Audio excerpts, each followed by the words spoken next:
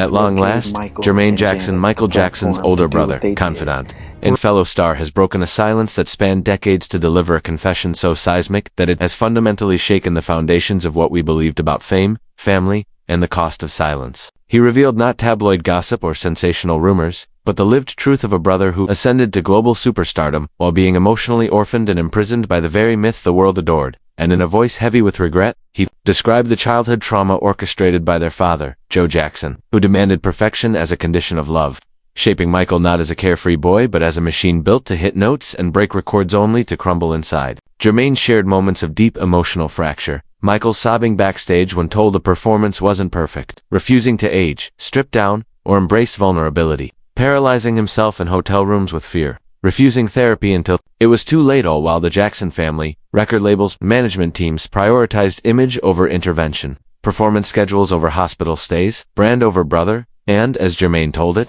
interventions, countless heartfelt, late-night pleas from family were repeatedly shut down by advisors warning that vulnerability could derail promotions, that therapy equaled liability, and that emotional transparency was incompatible with global superstardom. So Michael was left to build Neverland, a castle of isolation where he surrounded himself with attendants, celebrity caretakers, and adoration. Safe zones devoid of real intimacy, and Jermaine intervened, begged for professional help, and offered himself as brother and anchor only to watch Michael tighten his postures, withdraw farther, fear love disguised as threat, and slide into self-medication when heartbreak and abandonment became unbearable. And while the world cheered every high note and admired every flawless routine, Jermaine voices today the sorrow of watching a brother unravel, refusing physical affection, grooming dangerous dependency upon pills, hallucinating visitors, self-harming in private, losing texture to his humanity yet still performing to cameras and stadiums as if presence alone could substitute for healing. Within that live confession, Jermaine also addressed the sexual abuse allegations that rocked Michael's world, arguing that while many claims were exaggerated or manipulated,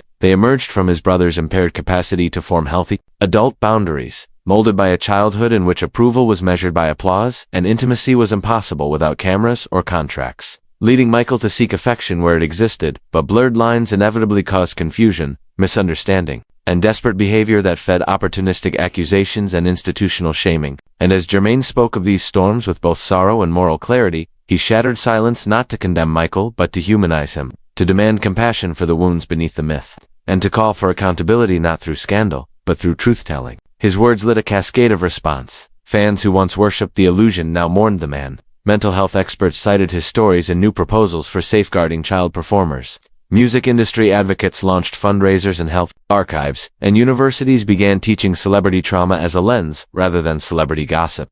While family members, some supportive, some furious, were thrust into their own reckonings about loyalty, legacy, and what silence costs. Critics branded Jermaine's account as betrayal, warning that airing family pain publicly harmed the Jackson brand. But Jermaine insisted that protecting myth at the expense of humanity is never justice, and that true respect for Michael would mean seeing him in light and shadow, not in costume only. And legal experts, psychologists, and historians echoed the demand for structural change, mandatory therapy access for young entertainers, parental accountability checks, trauma education in artistic institutions, and fan communities encouraged healing over spectacle, charity over curated legend. Jermaine also offered new details, recordings of Michael's late-night pleas in recording studios when he felt unheard, emails showing requests for psychological support, denied for fear of harming contracts, flight logs linking him to secluded retreats after crisis episodes, and internal notes from label executives referencing Michael's fragile mind. While pushing tours during severe anxiety episodes, notes, Jermaine framed not to defame, but to document,